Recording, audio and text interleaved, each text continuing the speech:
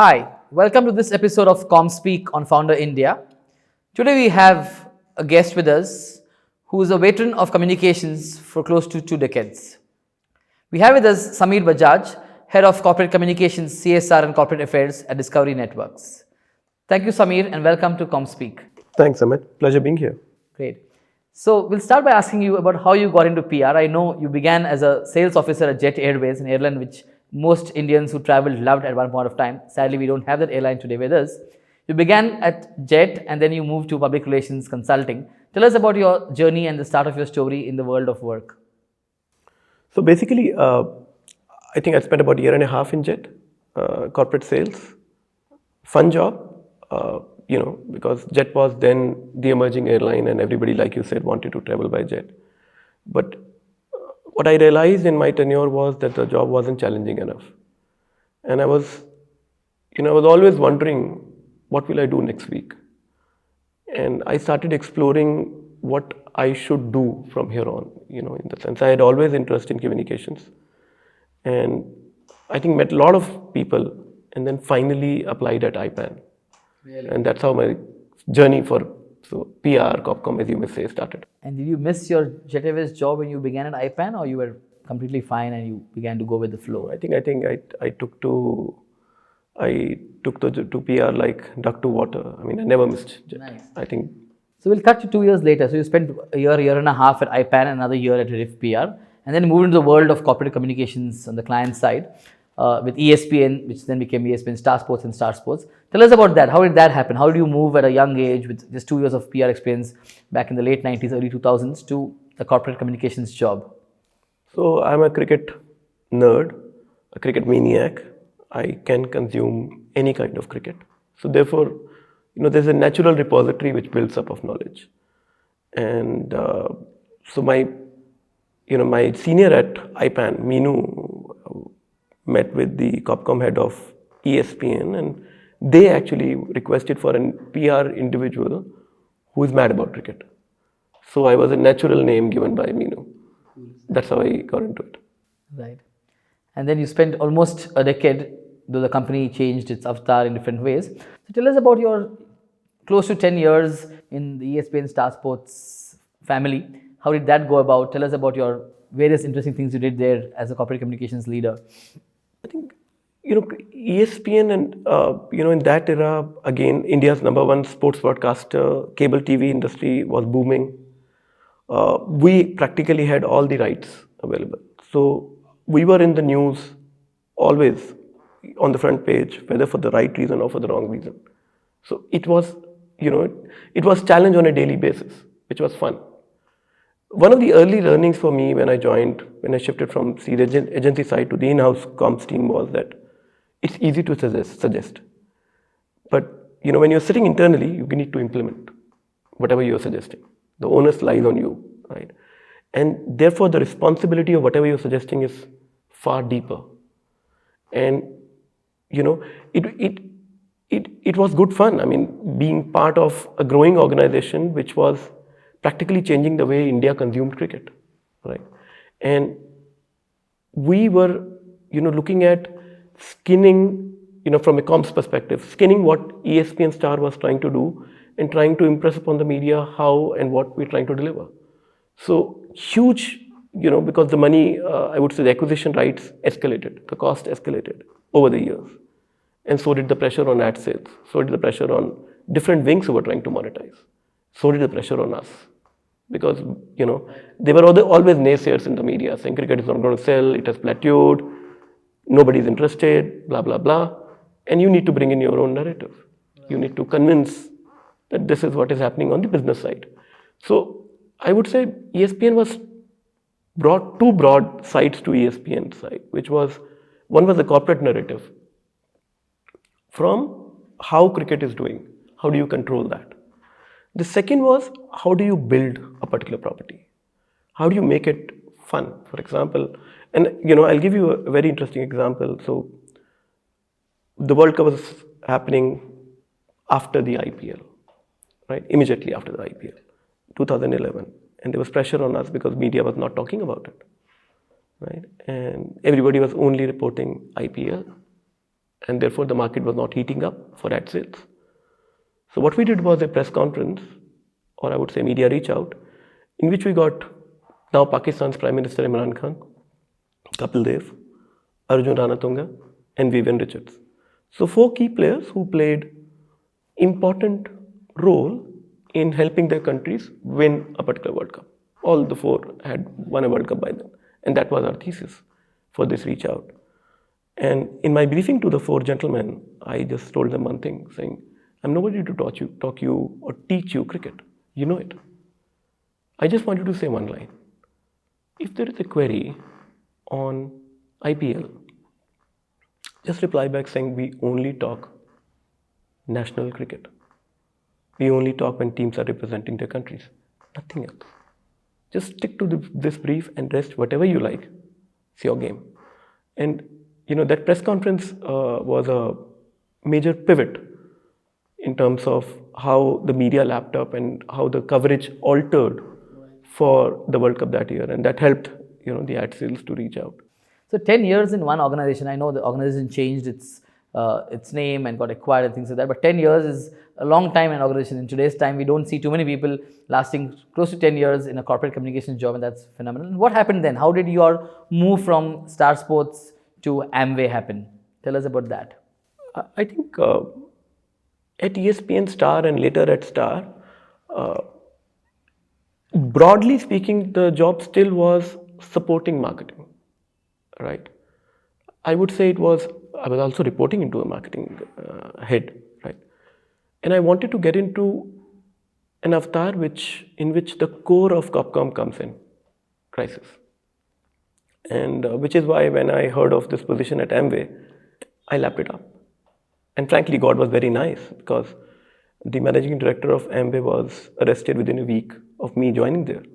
So, I practically landed in a crisis, and which is what I was actually looking at in my career. So, I look at those 35, 40 days when the then MD of this organization was under police arrest as probably one of the best days of my professional life. I felt sorry for the individual, but if keeping that aside, the learning side grew. The experiences that you gain by working in such a crisis, position, practically alter your mindset for life. Right. What else were your key learnings, both in your first job at Star Sports in Corpcom and in Amway, that still stand out for you? We'll come to talking about your learnings in your current job a little later, but what were your couple of key learnings in your Corpcom jobs? And if you want to go back to your first years in PR as well consulting, you can share those 2 or 3 learnings that really stand out for you and help people watching this show gather some ideas and insights from those learnings of yours. I think, sometimes we have this optics of looking at stories from a tactical perspective. We can do 20, 30, 40, 50 stories. But what happens over time, I've realized is that, there needs to be a strategy, right? Because if if the strategy is not clear, these tactical interjections don't help in the long run. So you might be able to achieve a tactical objective by doing a particular story, but it needs to sieve into a broader framework that you've created for the brand that you work for. So a lot of times I've realized people jump straight into stories. Now I look at everything from a framework perspective. Is this story fitting in my framework? If it doesn't, then can I ignore it? And now with social media, there are so many other ways of, leveraging stuff or communicating your perspective on a particular point. So that framework setting to me is very, very critical. That becomes the base for everything you do in life. Right. And then what led to you moving from Amway to Discovery? Discovery, again, a very revered brand, the topmost, I would say, real life entertainment brand in the world. It extends so much of opportunities. The role in itself was bigger here. So I was looking at communications, corporate affairs, and CSR. Discovery lends you the power to influence the future. This power is something I was looking for, because ultimately, when I look at with my gray hairs now, I need to leave something behind for people to remember, right? And that will not happen with myopic business-led objectives alone. They have to be met, mind you. But can you do something deeper? Can you do something for the society? Can you change benchmarks on how businesses are looked at? I look at Discovery as a very purpose-driven brand. Right? Look at Animal Planet.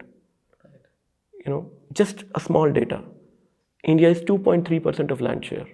In this 2.3% of land share globally, 17.75% of population lives. With this population and this explosion of population in India, we still have 10% of global wildlife. India has 70% of tigers, 81% of rhinos. I can go on.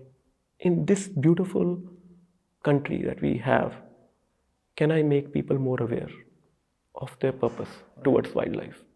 How can I make people live their passions?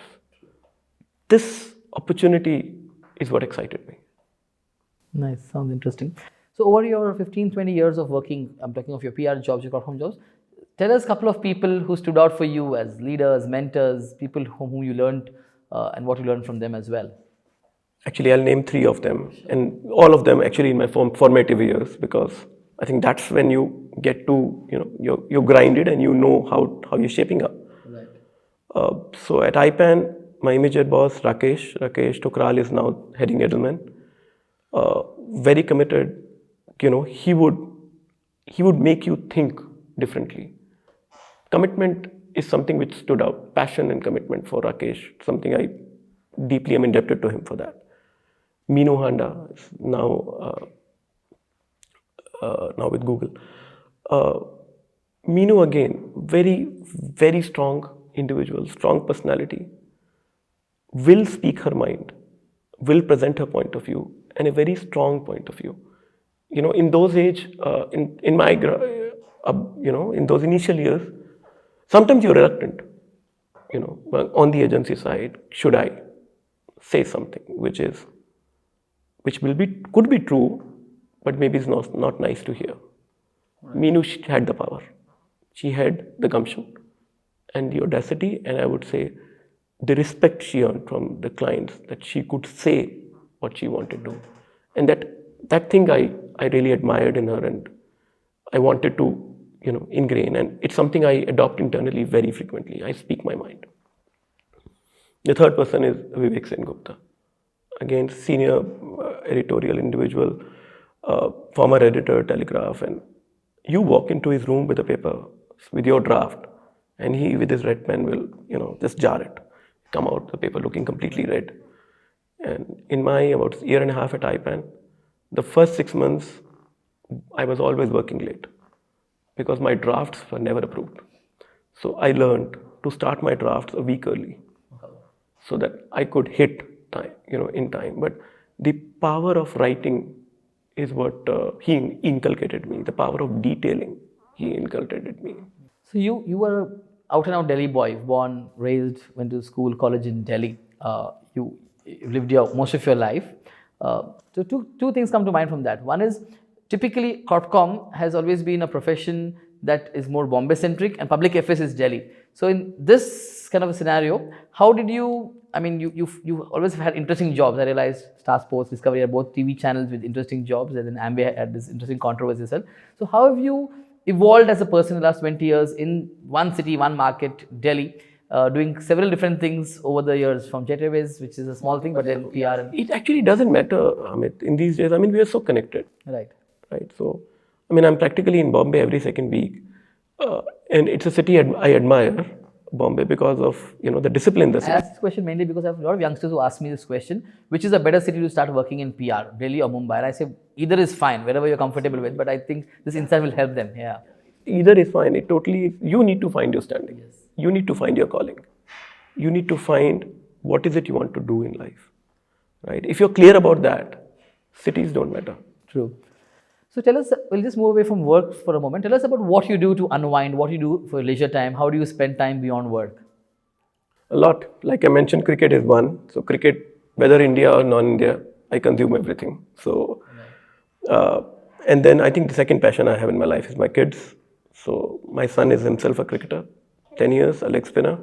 So a lot of time goes into that. I mean, on weekends, I'm always busy, watching matches, driving him around. My daughter, she's into music. Again, busy with her, trying to make her explore herself more deeply. So I primarily this, and I do a lot of reading as well, but Do you also travel a lot on work within India and outside? primarily India. Yes, there's a lot of travel. I mean, and my travel is also very interesting because I handle CSR for Discovery. So we have a project called Project CAT, which is conserving acres for tigers. And we are implementing it in Manas National Park. We are implementing it in Sundarbans.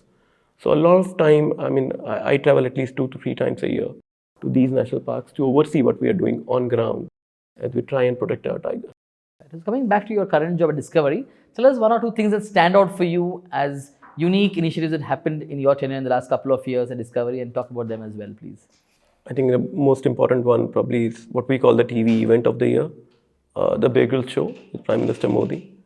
Proud to be part of that. I mean, I thought a very interesting initiative, and because I handle corporate affairs hat as well, so the engagement with the PMO, very interesting stuff. I mean, it's something which I'll carry for the rest of my life. A lot of learnings to be made there. Right. I mean, that was an event that had a lot of buzz and hype before it was aired on television, and then in the days that followed as well. And I think, if you enter that, work around that event for awards, I'm sure there are a lot of awards you can win in the coming year as well.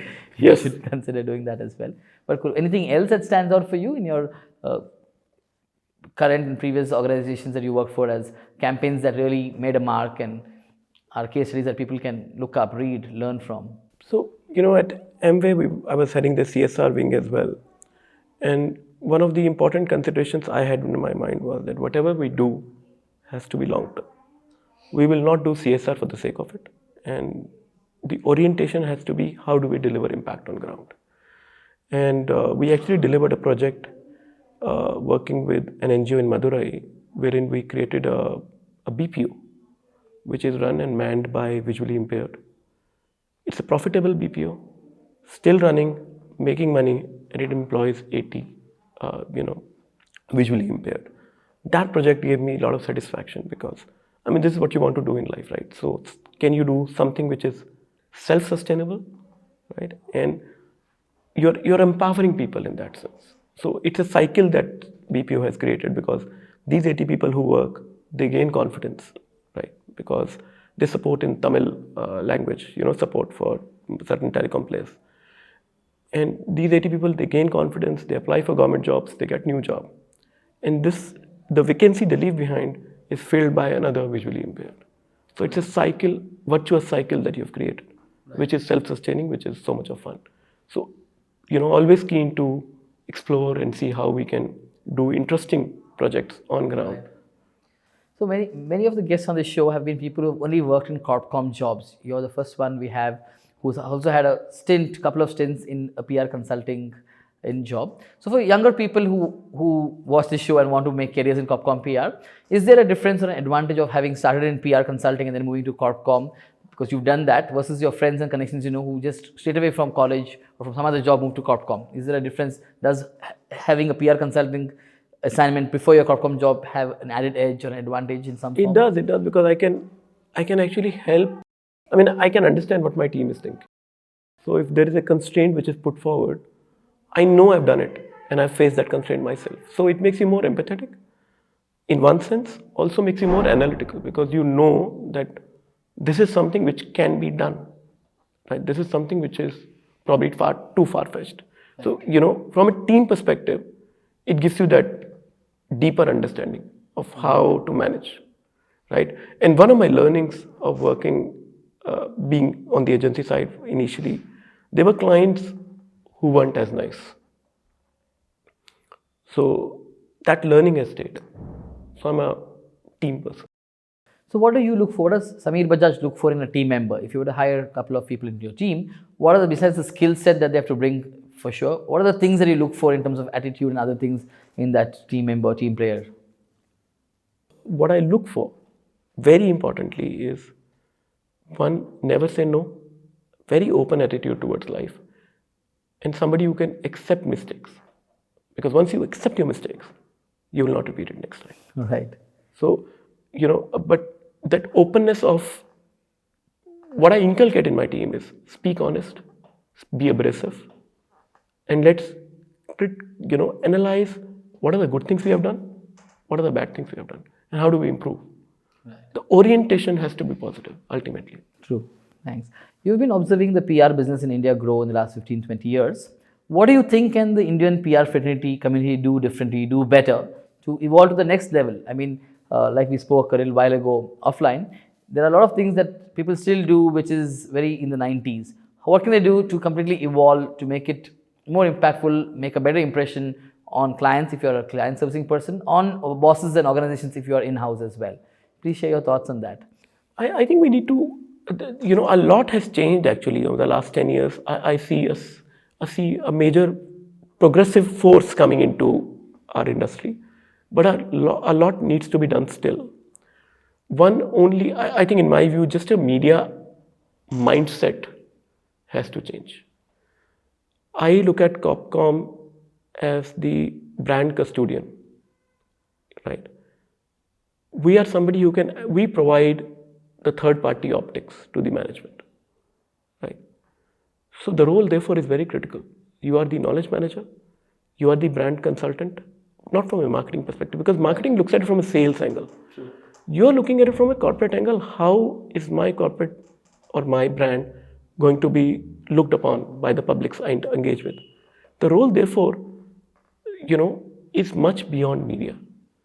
I see a lot of times, a lot of focus being given on just pure play media, which is something we need to review and maybe explore other areas to ensure that we leverage the full power that, that Copcom gives to you. There is so much we can do. Tell us about your childhood and your growing up years. I know you said cricket was your love, which is one thing we heard. Tell us about the school you went to, the family you grew up with, which part of Delhi you grew up in. Tell us more about that as well. Born and brought up in Delhi, son of a government servant, very, I would say, very ethical, very proud government servant, an individual. I think I sometimes miss those individuals, the yesteryears. My father is now 85. Really admired him because of his straightforward attitude towards life. And it's something I gained a lot from him. Coming back to today's time, where do you see yourself 5 years from now? You've been in 3 interesting companies, before that 3 other PR firms and an airline. I like to explore myself deeper and see how I can contribute to the society. I think there's a lot of learning which has gone in the last 20 years. And I want to now see how I can go deeper, and I'm not keen on doing tactical stuff anymore. It's about now creating impact and giving it back to the community I've worked in. Right. So if you have one piece of advice for younger viewers, younger professionals getting into the profession, have just begun their careers, what would that advice be? I think one of the biggest concerns I have is I'll start from a very base level. I think in a communications professional, I look at 3 things. Base, writing. Second, media skills. And when I say media skills, it doesn't mean necessarily media relationship. That's one part of it. It's about understanding what can be shared in the media, how it is to be pitched, how we need to skin it, and guiding the internal forces so that they know that this needs to be done to create impact. So it's both outward and inward. And once you've got the good mix, then you go out, because you cannot go unprepared to the media. Let's respect that third piece. The third thing is strategy. So how are you shaping the brand? So read a lot. Read 5 newspapers every day and write a lot. Because ultimately, we are communicators, right? We need to have the power to compel, to influence, to change the direction of an organization. Well, thank you so much, Samir. It was great chatting with you. Before we end, I'm going to let you go only after we do a quick rapid fire. I have about 7-8 questions for you. You have 3 seconds to answer each of those questions, and then we will call it a day. Yeah. What's the most trusted brand of yours? Tata. What's your favorite book? Abhinav Bindra's gold medal changed me. What's your favorite holiday destination? I think any destination in Europe probably is better. It's a beautiful part of the world. Name one person in this world who gets communications right, who you think, wow, he or she knows what communications is and gets it right bang on all the time. You know, on Twitter, there's only one corporate individual I follow, Mahindra. Anand Mahindra. Anand Mahindra. I think he's not communicating from a profit metrics. He's communicating from an impact metrics. And that is where he's different.